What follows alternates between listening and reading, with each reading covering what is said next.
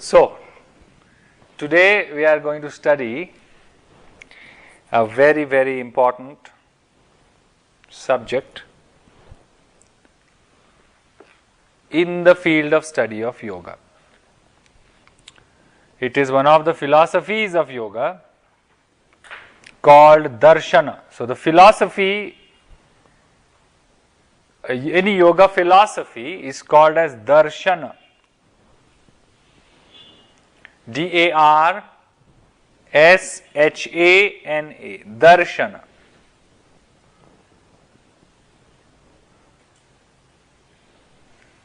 Darshana means actually a vision.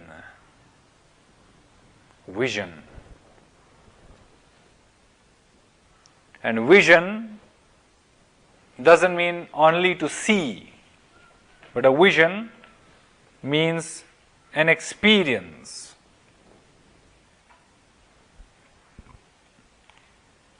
And that's why philosophies of yoga are called Darshana Shastra. D-A-R-S-H-A-N-A,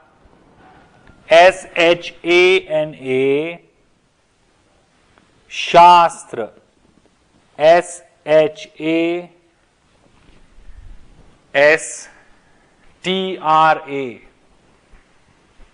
Darshana Shastra means the philosophy that gives you the vision of the divine, or vision of the universe, existence, however you define the broader aspect of divinity.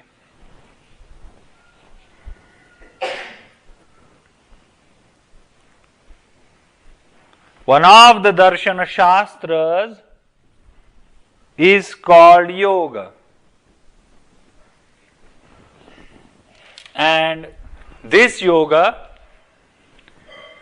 primarily involves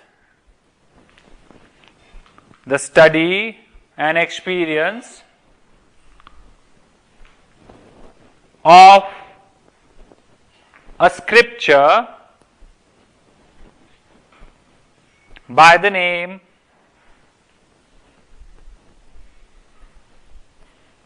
Yoga Sutra.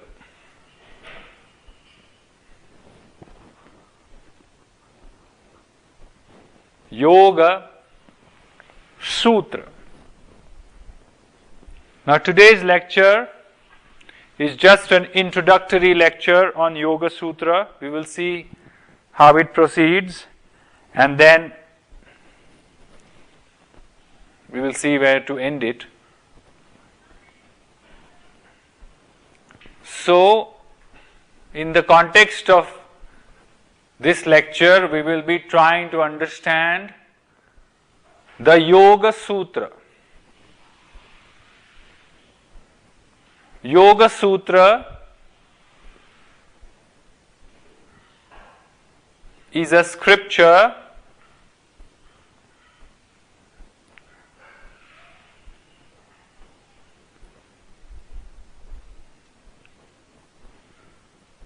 revealed to us by Maharishi Patanjali. Maharishi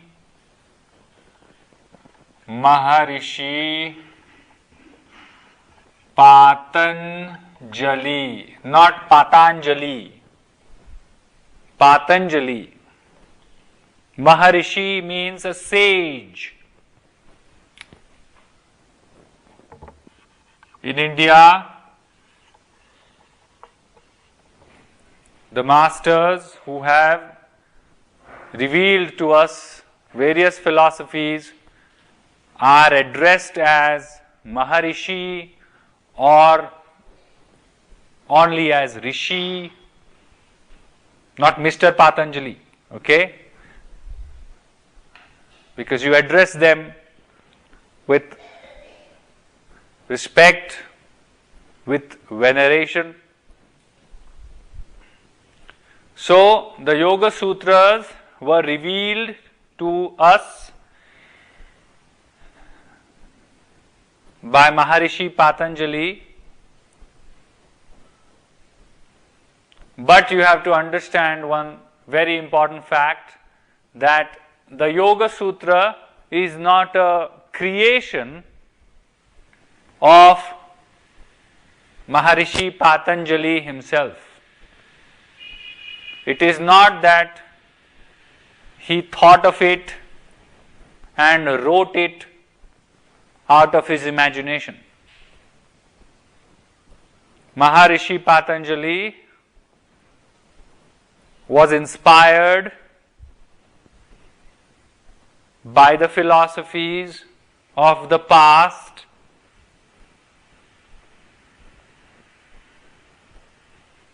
and he had the vision and generosity to compile, means put together,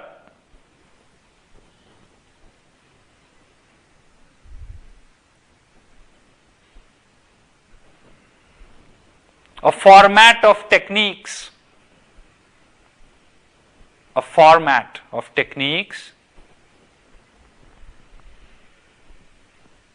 that can lead the seeker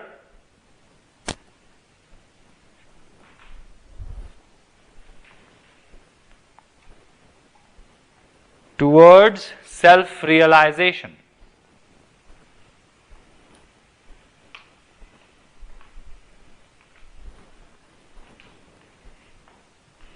This format of techniques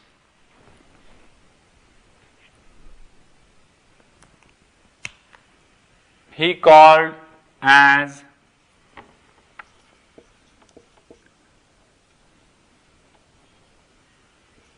Ashtanga Yoga. This Ashtanga Yoga has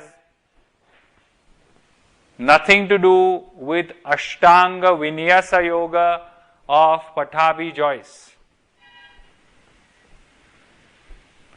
This is Ashtanga Yoga. This is Patanjali's Ashtanga Yoga, and there is nothing Vinyasa about this.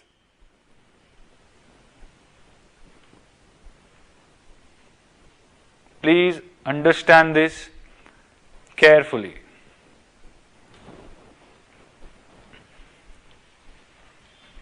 So, just to summarize, Maharishi Patanjali compiled through prior revelations of yoga and his own experience a series of techniques that can lead a seeker towards the height of spiritual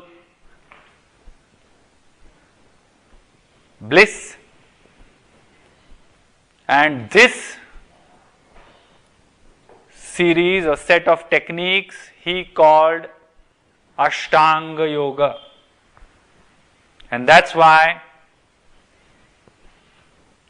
whatever we are going to study today is known via many names. Ashtanga Yoga, Patanjala Yoga, and not Patanjali Yoga. There's the Sanskrit grammar makes it Patanjala Yoga. Yoga Darshana,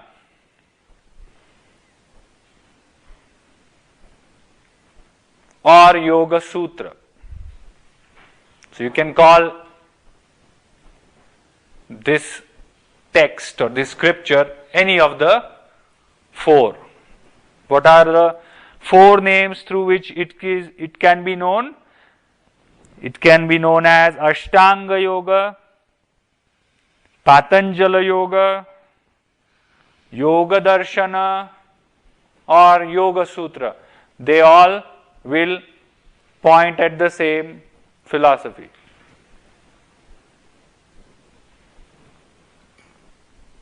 Is this clear? Now, let us understand another basics about Patanjali Yoga.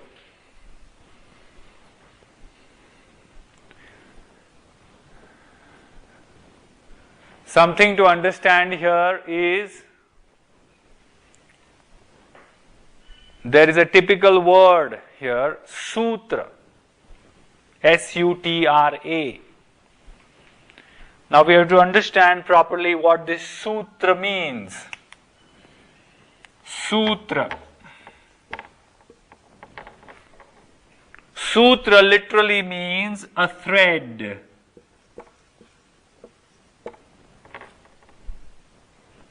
Thread. Now what is the thread in this? What is the thread doing in Yoga Sutra? What has the thread got to do with Yoga Sutra? We will understand this. There was a time in Indian spiritual thought when many scriptures were written in a particular format. And that format of writing a scripture is called a sutra format. There are many scriptures which are written in a sutra format. We will, in some time, we will understand what that format means.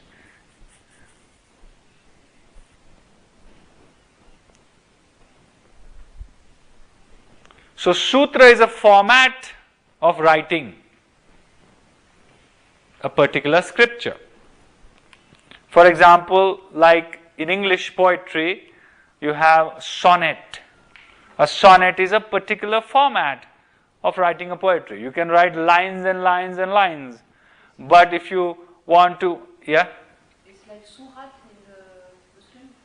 Yes. Similar. A sonnet, you have a particular number of lines and you express your thoughts only in that. Same way, in sutra, you have to follow some rules. One of the rule is, whatever you want to say, whatever you want to mention, should be mentioned in a very crisp, precise,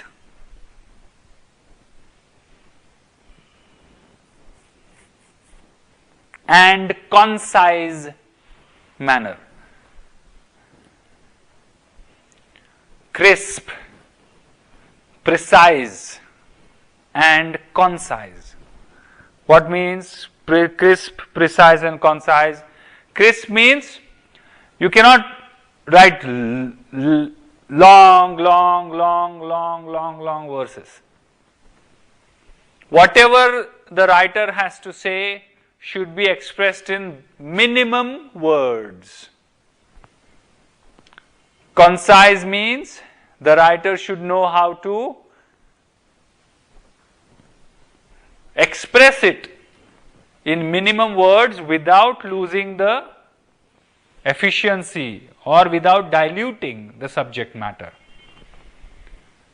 And precise means just because the author is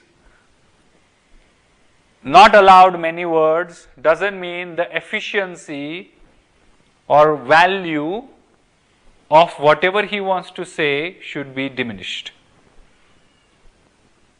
So basically, in the Yoga Sutra we are looking at something that is expressed in a very clear and precise way, using minimum possible words.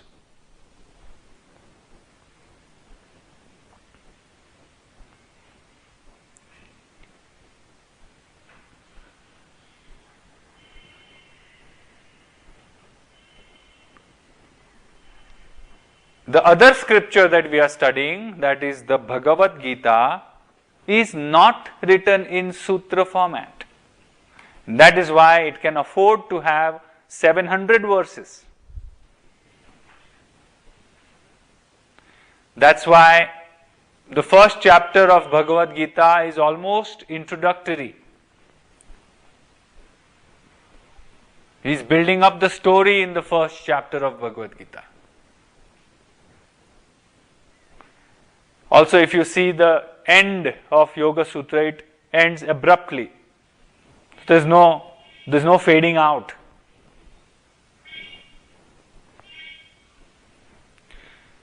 In the Indian spiritual thought, there are many other scriptures written in sutra format, such as Dharma Sutra,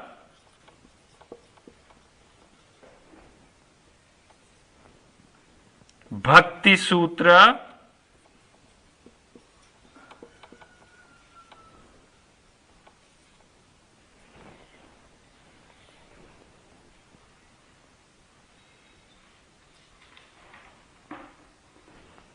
Kama Sutra, very famous, Vedanta Sutra, and many other scriptures. So you can see that, yeah. The first word will always denote the context, and the second word will denote in which format it is written. Bhakti Sutra means it is a scripture about bhakti, devotion, written in the sutra format. Kama Sutra means it's a scripture about passionate indulgences, written in a sutra format.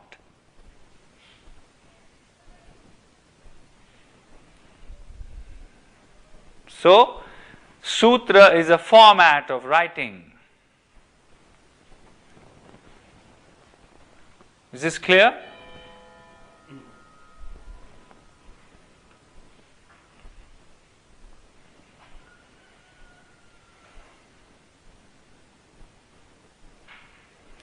Now, many people, many scholars believe that Yoga Sutra was presented somewhere around 200 BC. But nobody has yet been able to pinpoint exactly the age, the time when Yoga Sutra was presented to the world. Neither does anybody know exactly who Maharishi Patanjali was.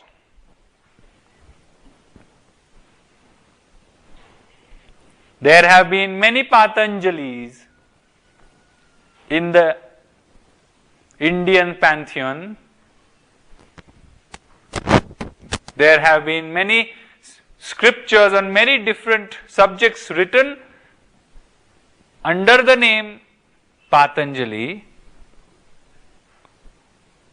So there is always a argument among scholars that who this Patanjali, who this Maharishi Patanjali exactly was, and nobody has yet been able to say for sure that this Maharishi Patanjali was exactly this.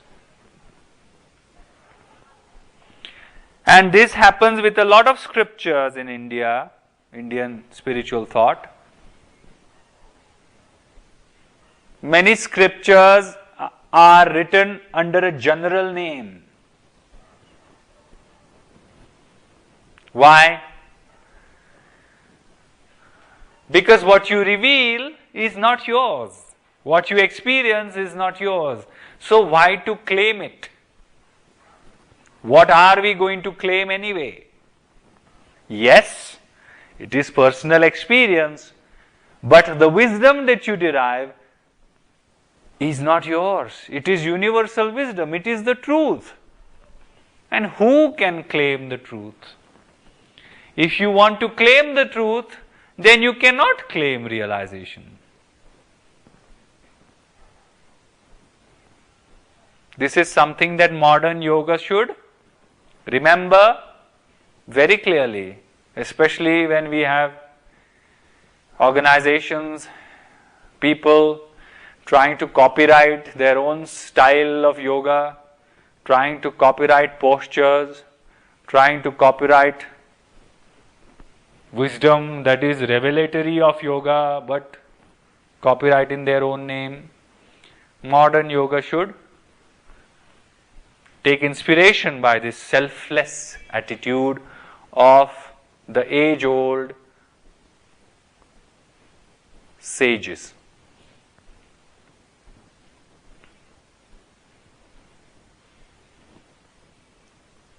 So,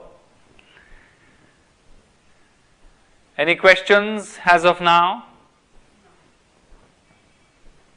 We are studying Yoga Sutra of Patanjali.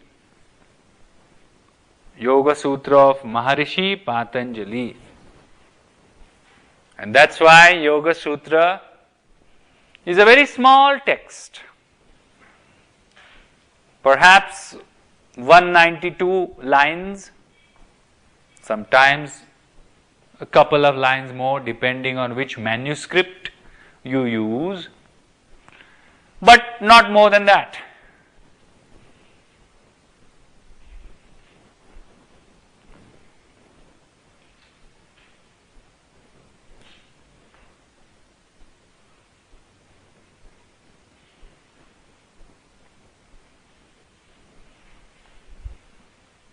Okay, clear? Shall we go to the next point? Okay. Now, the next point is Yoga Sutra assumes something. Now, just try to understand this.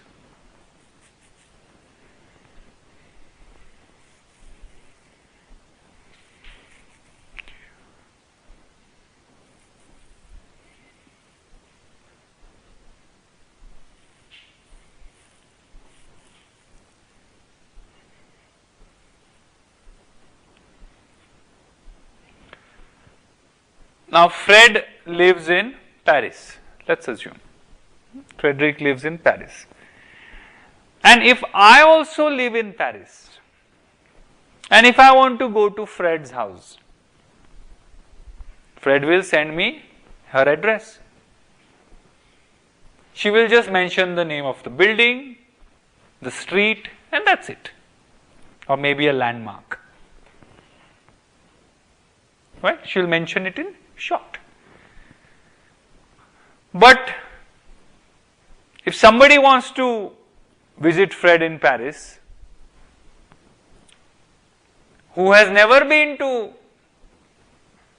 France,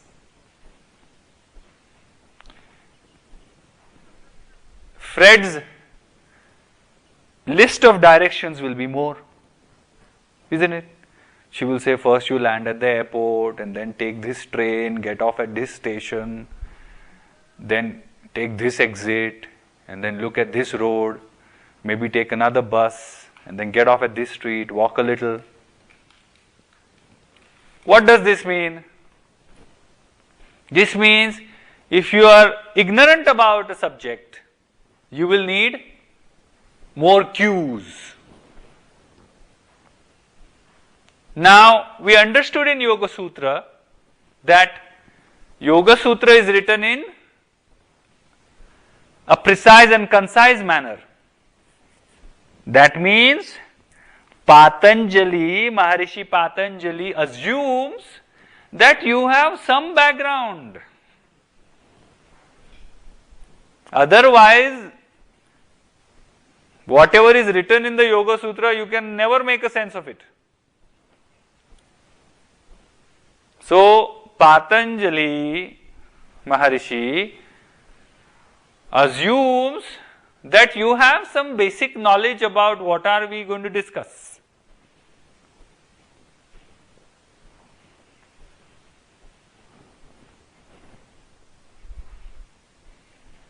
That means what? That means the Ashtanga Yoga was a scripture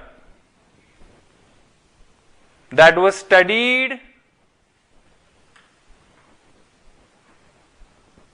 by the students who had prior knowledge of basics of yoga.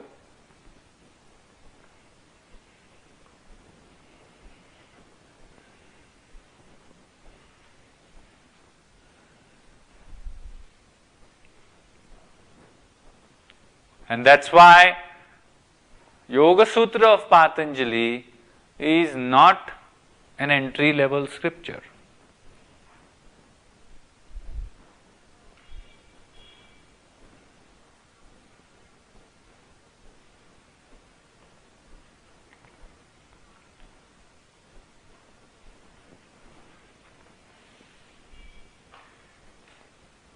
It's not like a book. You can give Bhagavad Gita to somebody and say, read one verse every day. You get inspired by it. It's possible. It's possible. Yoga Sutra, you cannot do that. If you open a random verse, chapter 2, verse 17, without context, it will not even make any sense. Bhagavad Gita may make sense. You open chapter number 12, verse number 4 of Bhagavad Gita, and just read that much. Yes, it will make sense. By Yoga Sutra, you open chapter 3, verse 4, without context of what goes forward, what goes later, you will not make any sense of it. And that's why Yoga Sutra needs to be studied properly in its context.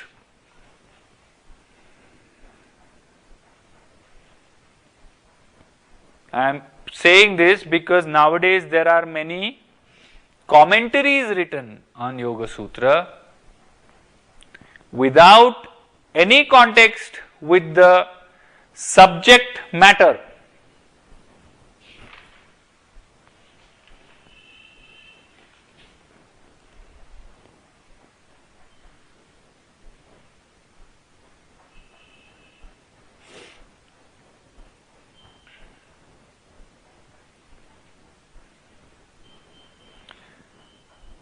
Traditionally,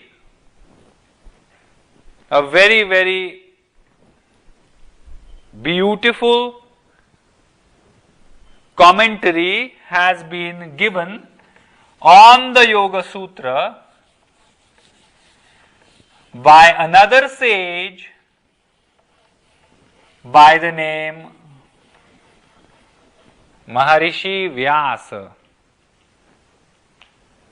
He has made the Yoga Sutra a little easy by writing a commentary on it.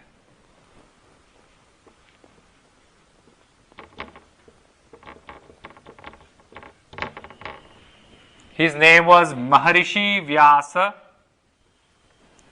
and his commentary is called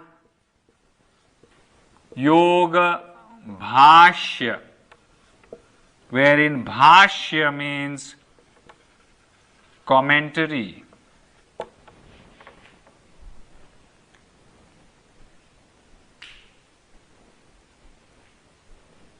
What means commentary?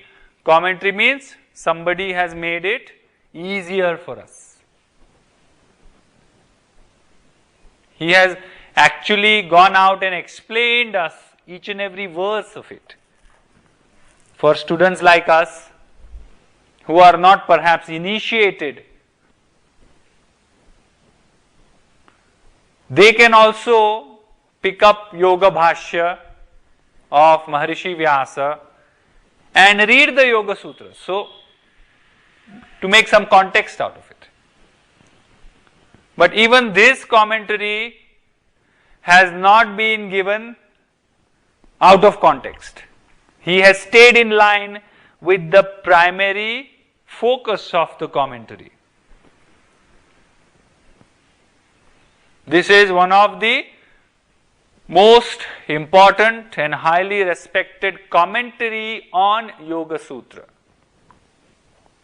which was written a few hundred years after Yoga Sutra was written by Maharishi Patanjali.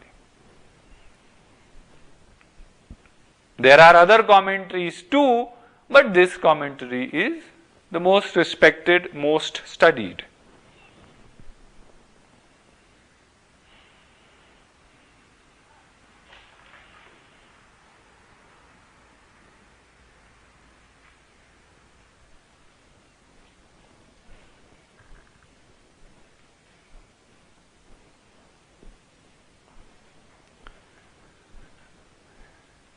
Now, let us understand what is the subject matter of Yoga Sutra. The subject matter of Yoga Sutra can be basically explained in 3 points. Those points are there in your book, I think page number 120. Last line. The context of the Yoga Sutra are 3. Number 1, cessation of ignorance. What means cessation? Stopping. Or removing ignorance, you could say that.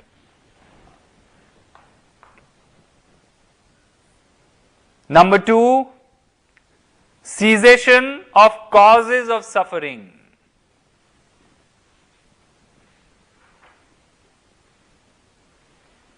And number 3, freedom from the power of karma.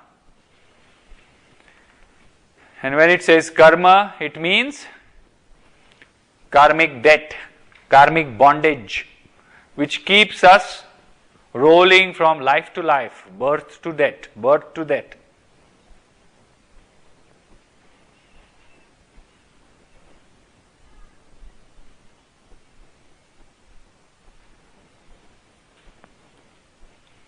Okay?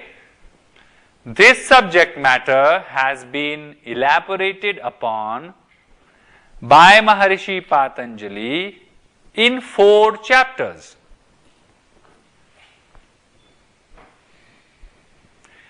So this scripture is presented to us in 4 chapters. Does your book, look in your book, your textbook, does it give the names of the chapters?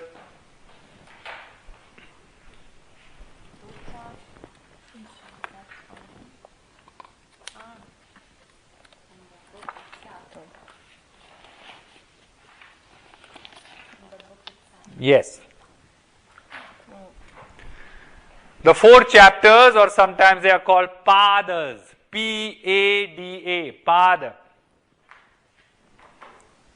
There are 4 chapters, or sometimes it's also called as book. So the whole Yoga Sutra is revealed to us in 4 chapters or padas.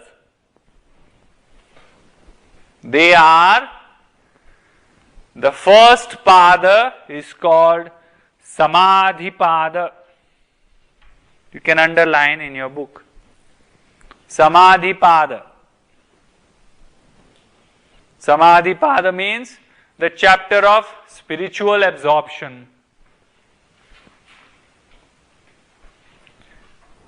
The second pada or chapter or book is Sadhana Pada. Means the chapter which lists the practices.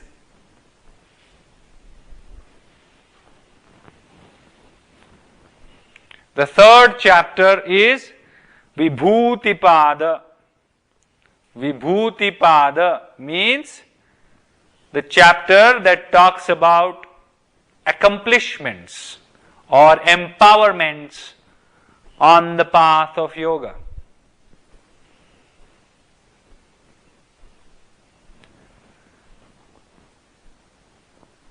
And the last chapter or pada is Kaivalya Pada, means the chapter that describes absolute freedom. Absolute freedom. Kaivalya.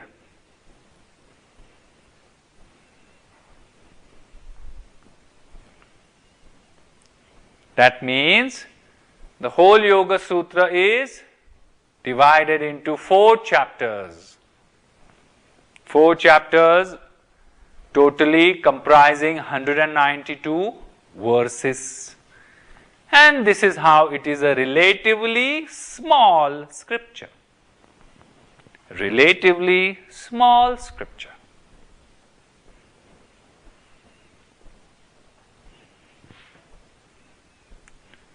Now, one of the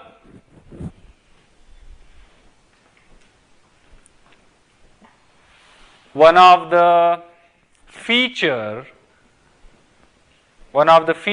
of sutra format of writing is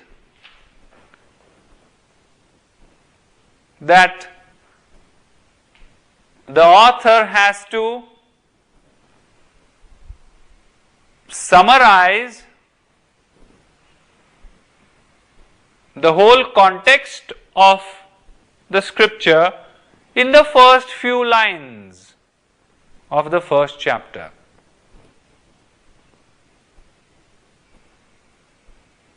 The author has to summarize the whole context, whole essence of the scripture in the first few lines of the first chapter.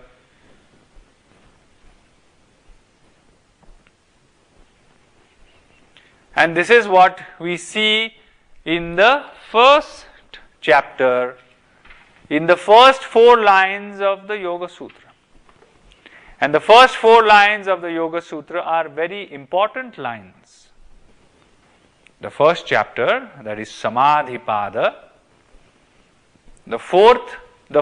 first 4 lines of Samadhipada are very, very important lines because they summarize the whole scripture.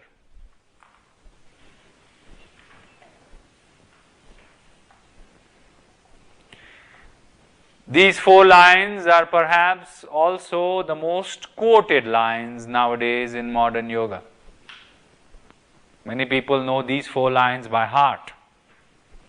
Nowadays, they print these lines on t-shirts and yoga pants and sell them. If only printing these lines on our t-shirts would have made us wise.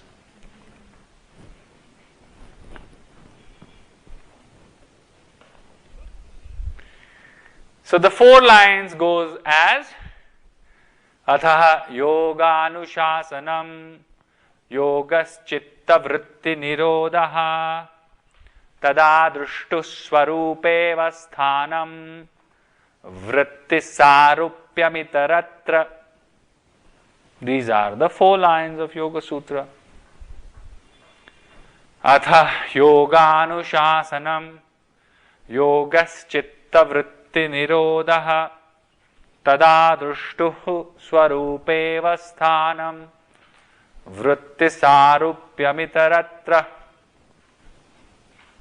So in your book you can see these first 4 lines.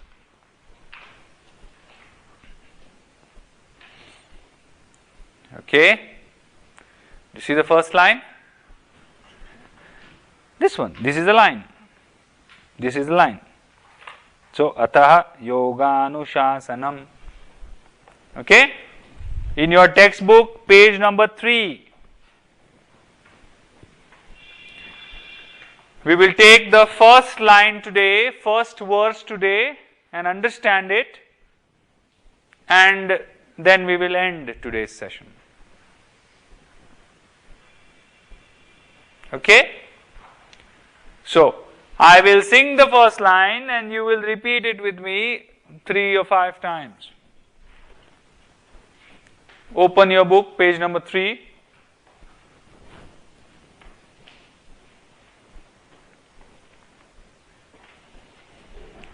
That's why I asked you to get this book, because the verses are written in Sanskrit, it is transliterated and translated. That's why it's a good book. It's word by word meaning is also given. So if you want to study it at home, it is a very good book to study with. So, the first line, the first verse is a short one. Atha yoganushasanam. So, let's sing it 5 times. Atha yoganushasanam. Atha yoganushasanam. Atha yoganushasanam. Atha yoganushasanam.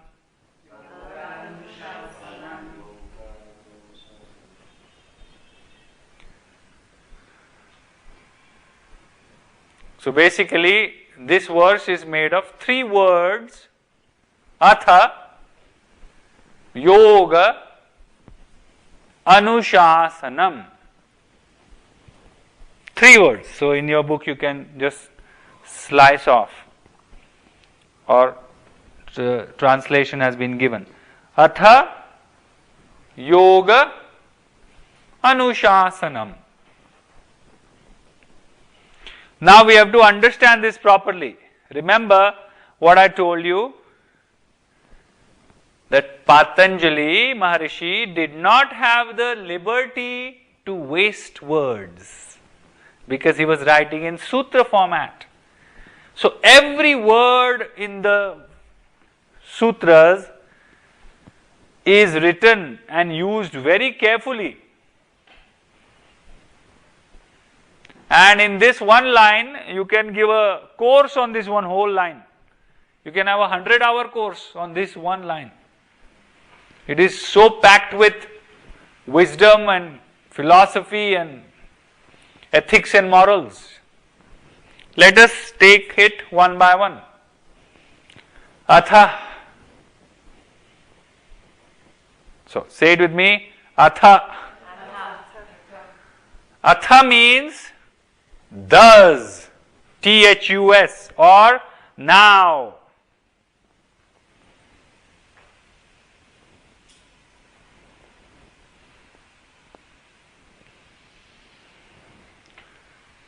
Atha means now or thus.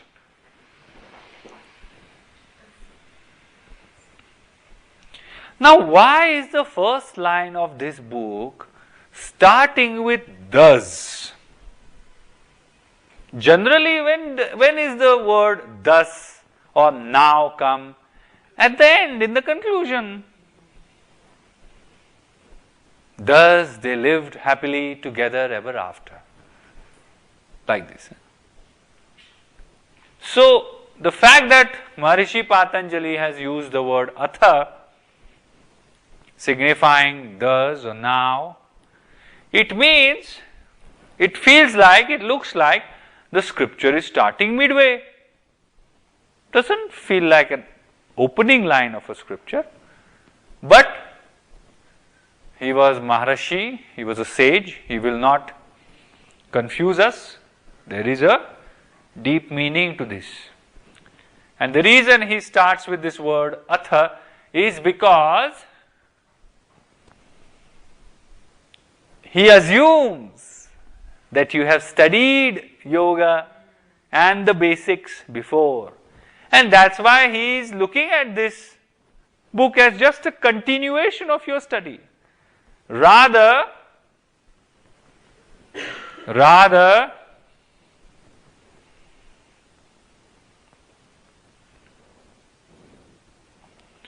he is looking at this book or scripture as your final teachings. So you have gone everywhere, taken all the experiences, that's okay with Maharishi Patanjali. Now you have come to him, he is revealing to you the final teachings of yoga. If you follow these teachings, you will surely reach the highest point of your spiritual absorption. That's his guarantee. And with that confidence, he is mentioning atha.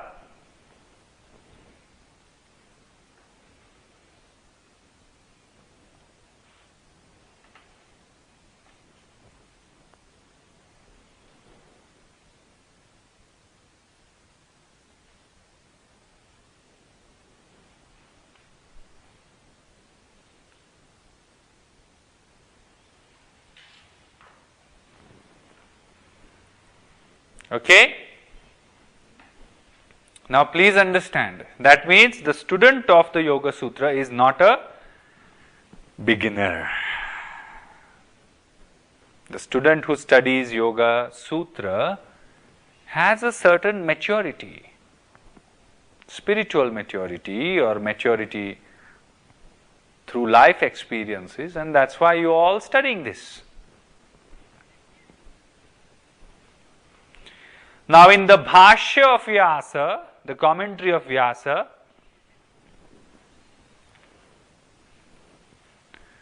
he mentions one very, very important point here. Actually, in the commentary, the Bhashya, Maharishi Vyasa mentions exactly for whom this scripture is prescribed. Athetyam adhikarartha, he says. Means this scripture has been prescribed for adhikar. Adhikar means right.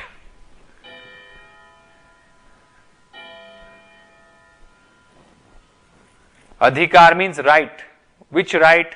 Not right and wrong right. Right means like the fundamental right.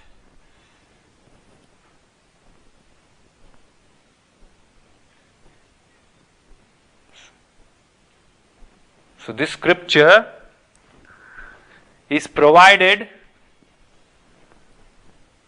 to reveal to you your fundamental right.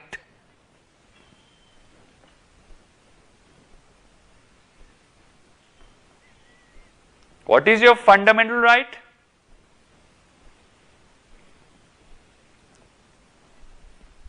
In our spiritual context, to self-realize. You have the right to self-realize. Everything else is just incidental. You come in this body, on this planet, in this subject-object relationship only to experience life and realize yourself. And that's why this scripture has been revealed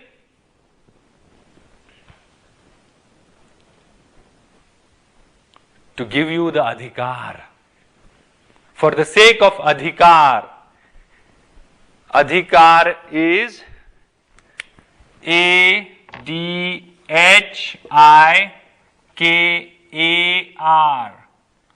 Adhikar. Fundamental right.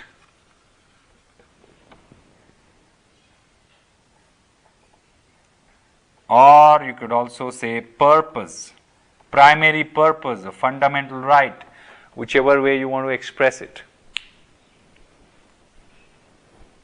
And that is why the student who studies Yoga Sutra is not called a student. Usually, and this is beautiful,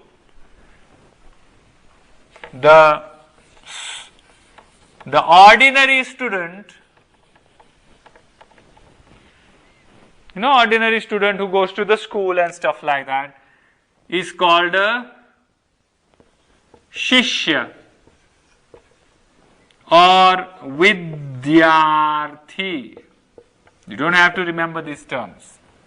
Shishya or Vidyarthi. Shishya and Vidyarthi are normal students. But the person who studies Yoga Sutra is called something else. He is called Adhikari. And as you know by now, the term Adhikar. What does Adhikar mean? We saw fundamental right or primary purpose. So, who is an Adhikari? The person who realizes their fundamental right to realize themselves, to find their true self. The Yoga Sutra is revealed only to such students who are mature enough to realize that what they are studying is a technique of realizing their fundamental responsibility.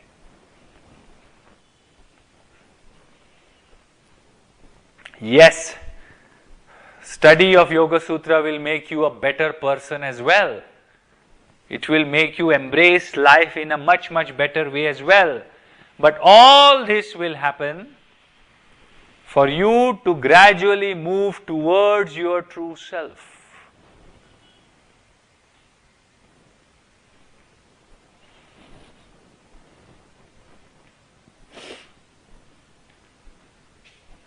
And that is why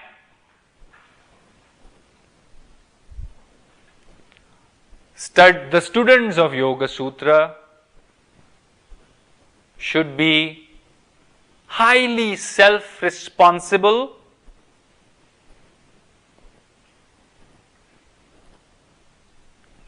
deeply committed,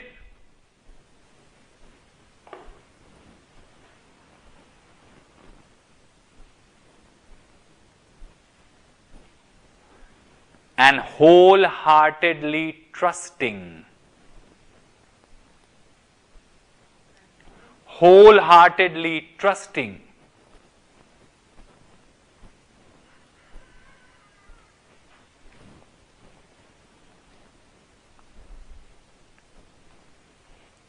If you don't have the courage to take self-responsibility,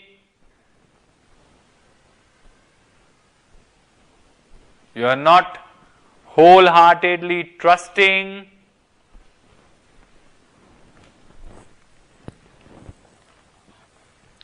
then you don't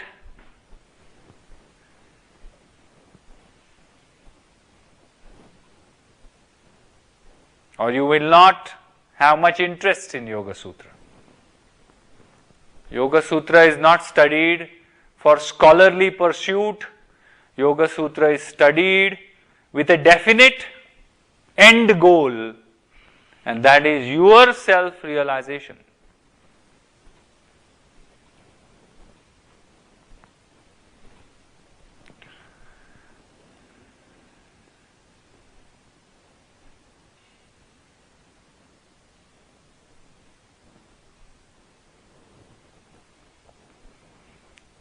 Now,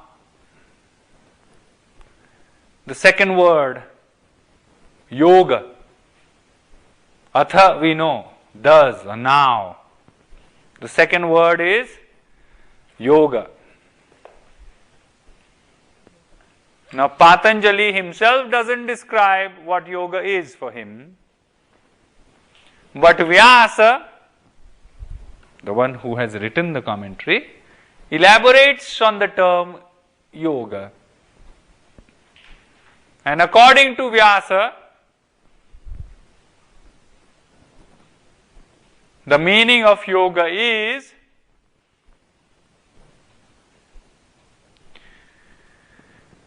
yoga samadhi, means yoga is spiritual absorption. Please understand this. According to Vyasa, the definition of yoga is yoga samadhi. Means yoga is spiritual absorption, or you could also say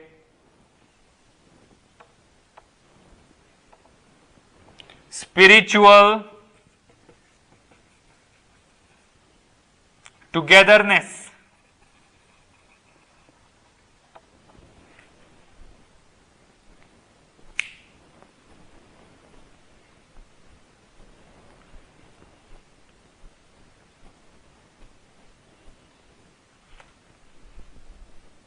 Okay? Yoga means, according to Vyasa, Patanjali has not mentioned or not clarified the meaning of yoga, perhaps because Patanjali assumes that you know, since you have come here after certain maturity. So we saw atha means now, yoga means spiritual absorption, and the third word is anushasanam.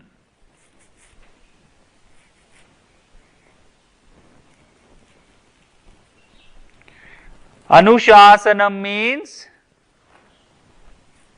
instruction or teaching.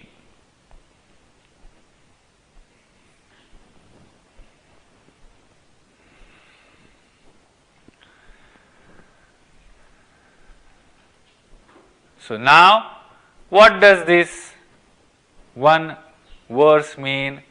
Atha yoganushasanam means now the teaching of spiritual absorption.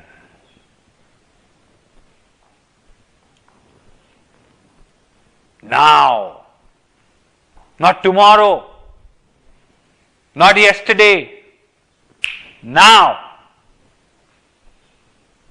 And this also signifies something very, very beautiful. What is that?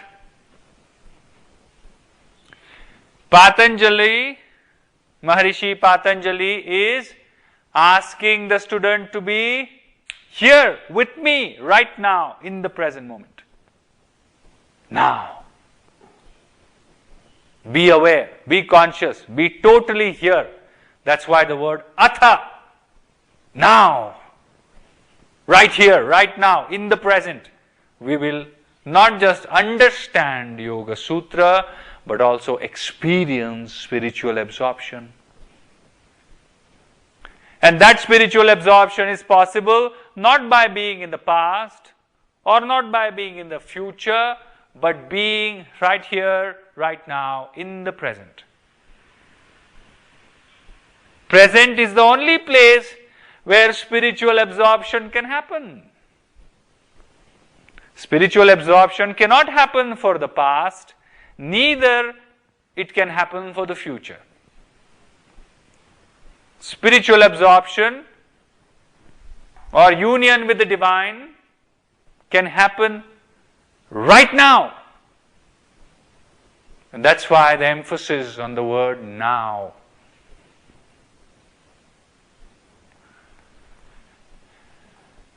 So as you can see, one small line, one small verse can be elaborated and commented upon. The next verses we will take up tomorrow. Till then, reflect upon this verse, atha yoganushasanam, and read whatever notes or comments that you have made, and above all realize how grateful and thankful we are to study this scripture, which is revealed or taught only to spiritually mature students who are really desirous of spiritual absorption. Okay?